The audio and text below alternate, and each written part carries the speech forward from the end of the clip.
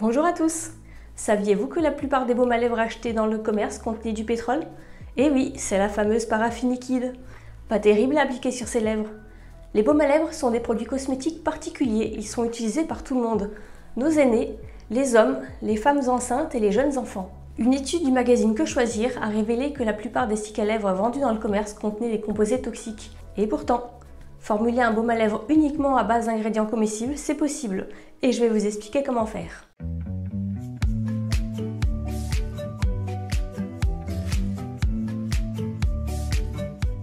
Bienvenue sur ma chaîne! Aujourd'hui, je vais vous montrer pas à pas comment formuler un baume à lèvres, mais également vous expliquer pourquoi j'ai choisi ces ingrédients. Mais au fait, pourquoi mes lèvres se dessèchent en hiver? La peau des lèvres est particulièrement fine et sensible aux intempéries comme le vent, le soleil, le froid. Les lèvres ne possèdent pas de glandes sébacées ni sudoripares, c'est-à-dire qu'elles ne produisent pas de sébum protecteur ni d'eau en surface. Elles ont donc besoin d'un apport d'eau et de lipides extérieurs. Quand il fait froid ou très chaud, l'eau présente naturellement dans la peau va avoir tendance à s'échapper. Il faut donc créer une barrière pour l'empêcher de s'évaporer. Il faut apporter entre autres des ingrédients filmogènes comme des huiles et des cires végétales qui vont créer une barrière qui va empêcher l'eau de s'évaporer. La majorité des baumes à lèvres vendus sur le marché utilisent de la paraffine qui fera un film étanche comme si vous cellophaniez vos lèvres. Pas terrible, hein? Cependant, la peau rejette naturellement la paraffine et résultat, vos lèvres vont se dessécher encore plus. Mais alors, comment formuler un baume à lèvres qui va vraiment les hydrater? C'est ce que nous allons voir ensemble. Alors, de quoi je vais avoir besoin? En premier, je note ma formule et je vérifie que j'ai bien tous les ingrédients. Pour ce baume à lèvres nourrissant, je vais avoir besoin de cire d'abeille, de cire de carnauba, de beurre de karité, d'huile d'amande douce, de vitamine E et d'un parfum alimentaire de votre choix. Il me faut également un bain-marie, un bol inox pour y mettre mes ingrédients, des spatules, une balance, des pipettes Pasteur et une éprouvette graduée.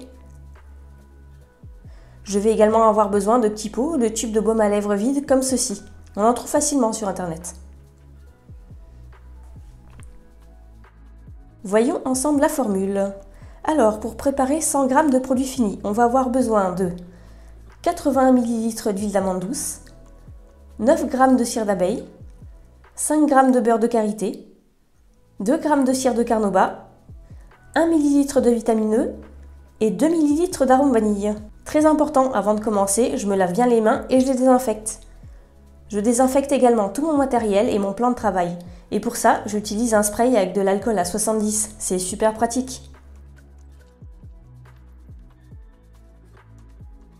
Je prélève mon huile d'amande douce.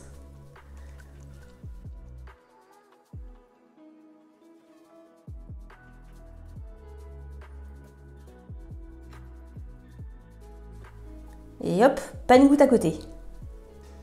Et je la mets dans mon bol inox.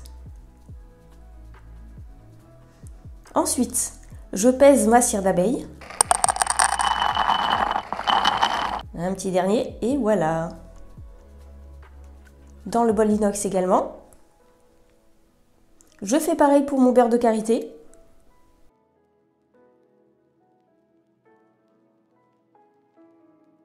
Qui ira rejoindre ma cire d'abeille. Et je pèse ma cire de carnauba. Hop, dans le bol. Il n'y a plus qu'à laisser fondre au bain-marie. Je chauffe juste ce qu'il faut juste que ça soit fondu. Je mélange. Je mélange encore. Et je mélange en laissant refroidir. Maintenant que mon mélange a un petit peu refroidi, je peux rajouter mon parfum vanille.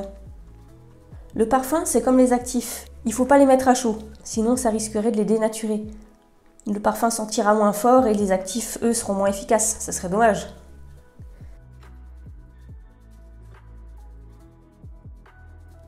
Et ma vitamine E.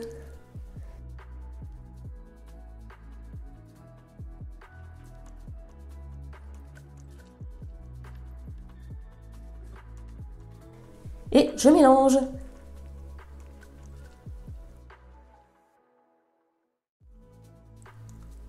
Et voilà, il n'y a plus qu'à remplir mes petits pots. Je verse doucement et je laisse refroidir une bonne heure.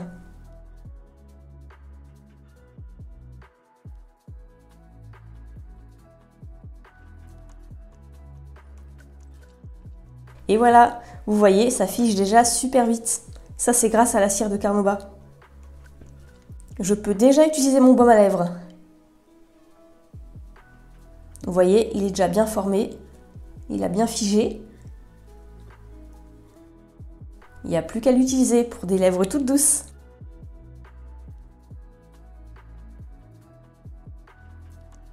Et voilà!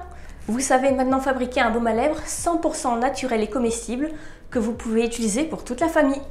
Mais au fait, pourquoi ces ingrédients? Et peut-on vraiment les manger? Tout d'abord, la cire d'abeille, ou de nom Inki, Serra alba. Elle est filmogène et va éviter que l'eau présente dans ma peau ne s'échappe, et donc éviter qu'elle se dessèche. C'est aussi ce qui va permettre de donner du corps à ma formule et faire en sorte que mon baume à lèvres ne fonde pas trop vite. Cette cire fond à 64 degrés.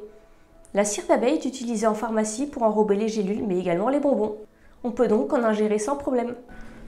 Ensuite, la cire de Carnauba, de nom Inki, Copernicia cerifera serra. Cette cire est issue d'un palmier brésilien. Elle a un point de fusion plus élevé et fond à 82 degrés. Elle est utilisée pour apporter de la dureté au baume à lèvres, au rouge à lèvres et apporter de la tenue au mascara. Elle améliore la résistance à la chaleur et a un fort pouvoir filmogène. Comme la cire d'abeille, elle est utilisée comme enrobage pour les bonbons ou des médicaments. Ces deux cires combinées vont faire en sorte que mon baume à lèvres ne fonde pas, même en été.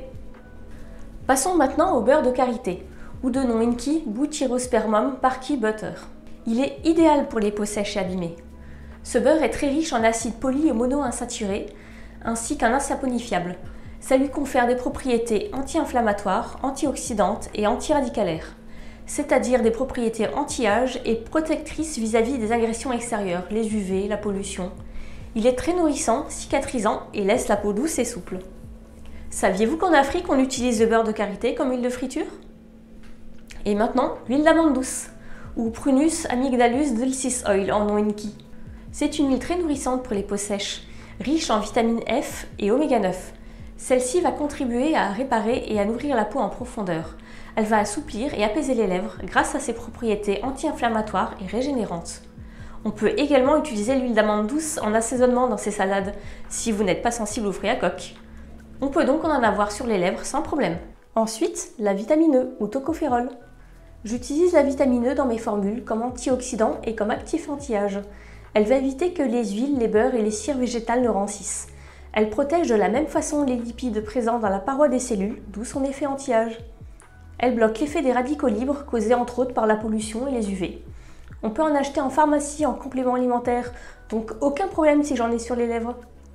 Et maintenant, mon arôme vanille, que j'appellerai en nom Inki, fragrance ou parfum. Ici, j'utilise un arôme alimentaire, au moins je suis sûre de son innocuité. Je peux l'utiliser sans problème dans mon baume à lèvres. Voici enfin la liste des ingrédients Inki. Je vous ferai une vidéo sur comment retranscrire une recette maison à l'Inki. Vous retrouverez la formule ainsi que le mode opératoire résumé sur mon site internet cosmetolabo.fr. Je vous mets le lien en description. Et voilà pour ce premier tuto, j'espère que ça vous aura plu. N'hésitez pas à mettre en commentaire les tutos que vous souhaitez que je réalise et je vous dis à très bientôt pour une nouvelle vidéo.